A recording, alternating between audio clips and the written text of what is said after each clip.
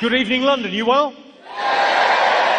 Fabulous. You are in very safe hands this evening. I've been doing comedy now for money and sex. It's going very well. I live in North London now, and a guy came up to me in the high street near where I live. He came up, he was all excited. He went, "Oh, I didn't recognise you." I said, "Yeah, you did." I should really have explained when I walked on as well. I look like this because my dad is Irish and my mum is Roger Federer.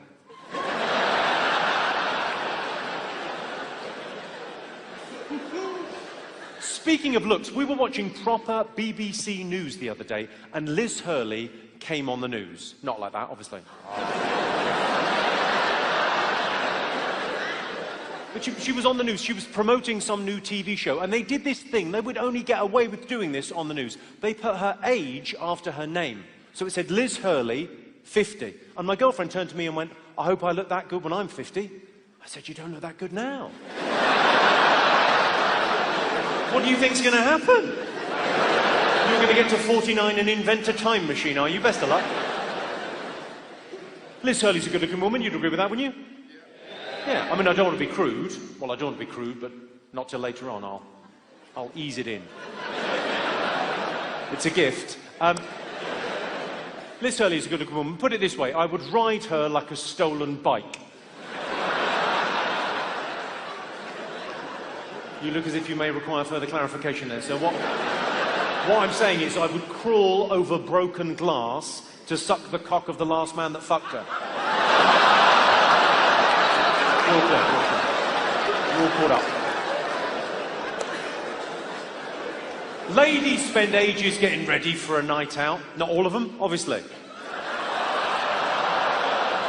No, you're probably in a hurry. Don't feel bad, I will just randomly point down to whoever sat there. So that is nothing more than a happy coincidence. You're laughing, but the eyes are fucking daggers. I'm in all kinds of trouble. My girlfriend spends ages getting ready for a night out. I'm not sure what she's getting ready for.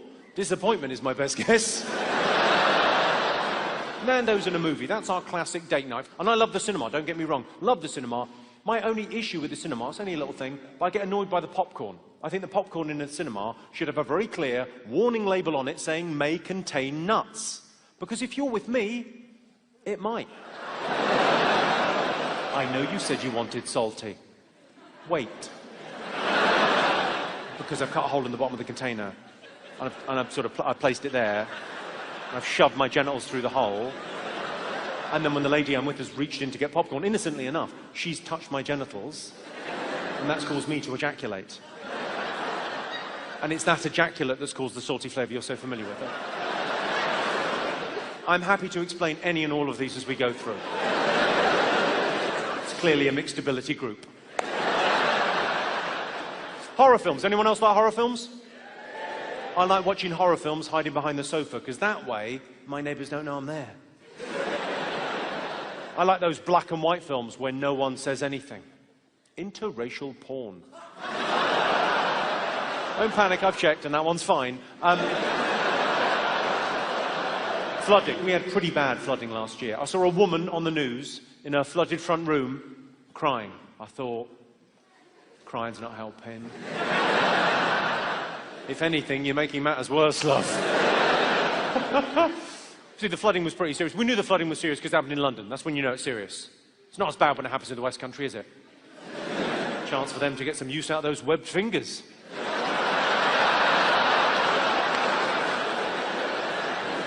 Oh, sorry, we're taping this evening for Netflix, so I should explain the West Country, sort of Louisiana. There you go. I'll translate as we go along. Is everyone in from the West Country? Well, sorry, I didn't mean to ruin your romantic night out with your sister. I was just making a joke. Trying to get fun. Having fun. Last time we had a white Christmas, I made snow angels. I skidded on some ice and took out 3 pedestrians. I recently wrote a book about poltergeists. And I'm pleased to say it is flying off the shelves. Proper fucking jokes in this show.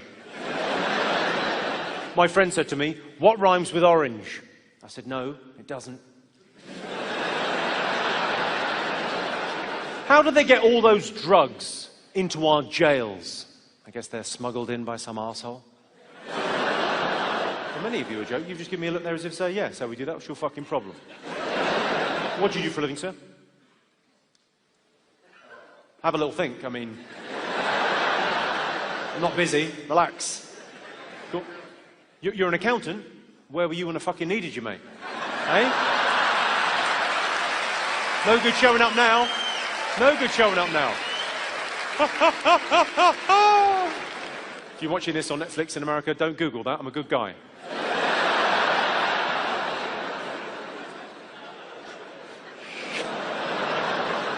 What a lot of comedians do on stage is they bullshit the audience. They'll tell an audience they've recently broken up with a girl. It's bullshit. The reason they do it is to elicit sympathy from attractive female audience members, so then after the show, they've got that sympathy in when they're chatting to them at the bar. They can try and sort of chat them up, try and pick them up, ultimately try and shag them.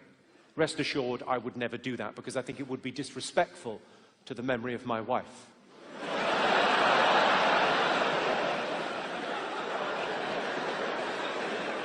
I just need to be held. Have we got any Christians in? Is anyone here Christian? Christian, what's your name, sir? Andreas.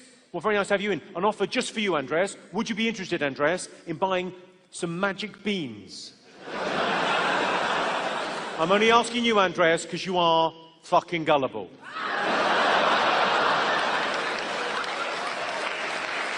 I'm sure Andreas won't mind me sharing that with the group. You know you are.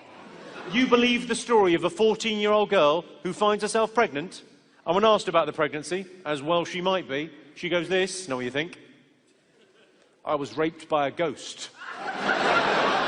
Really, Andreas? Fast forward 2,000 years. If that girl was from London and she was on Jeremy Kyle, would you believe it then? Would you fuck? I mean, you'd watch it, but you'd watch it thinking, Joseph, mug, Mary, slag. The Daily Mail would go mental, wouldn't they? Immigrant team, mum, benefits cheat, living in luxury shed. Have you declared that gold, frankincense and myrrh? Andreas, you don't look annoyed, you all right? You're fine, of course you are. I got a guy annoyed with that the other week. I did that bit of material, and there was a guy down the front, a middle-class guy, I got him really annoyed. And you could tell when you've annoyed someone middle-class because they get a bit bobbly-headed. He had a point to make, and it was rattling around in his head.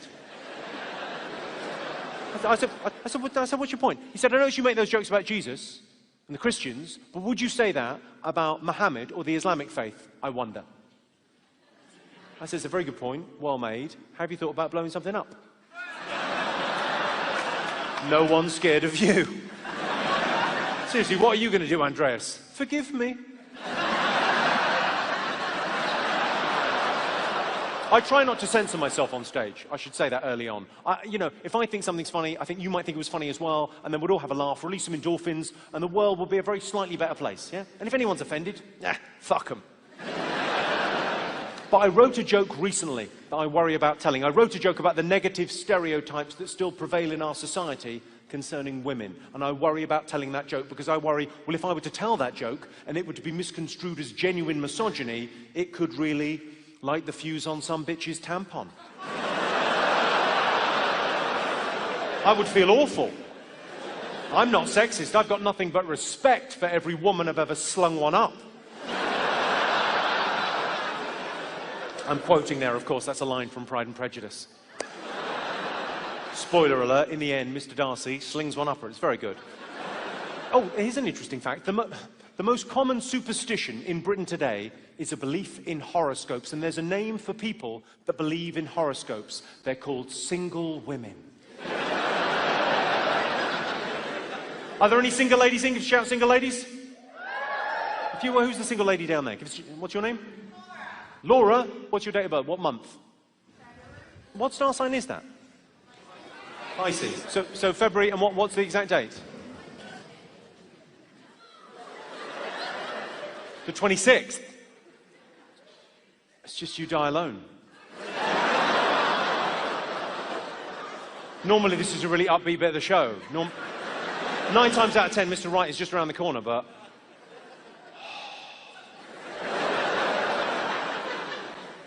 Well, not alone, a cat eats your face, but it's not great news, is it? I really hope this hasn't ruined your last night out. So we should find out more. What do you do? You're a student, and what are you studying? Engineering. Where are you from? From China. But I'm fucking big in China. Well done, me. Are you living here, or you're visiting and you decided, I'll tell you who I want to see, that fella. You've made a terrible decision. This is filth. You definitely didn't Google me in China, I'll tell you that for nothing. There's no way I made it past that firewall.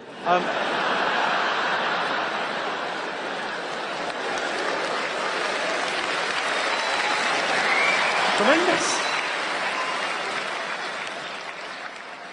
Some people think it's good luck if a bird shits on them, and they're called German porn stars. If you don't get it, Google it. I find most young women make a lot of noise in the bedroom. I guess they're not expected to see anyone at their window.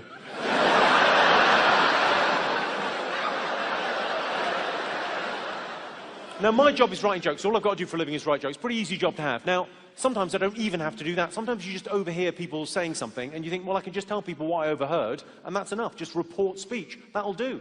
I had this happen recently. I was in a supermarket car park. You can find a more boring place to be. Just walking back to my car with a coffee, overheard these two men having a conversation. It was clearly going to be a fight, but it wasn't a fight yet. So as I walked by, I just heard a snippet of conversation. That is all I needed. I'll tell you what one man said to another man. We'll all have a laugh, and we'll move on with our lives. I heard one man say to another, "You can't park in a disabled bay, you spastic." Shut the front door. You can't park in a disabled bay, you spastic. How could you be that right and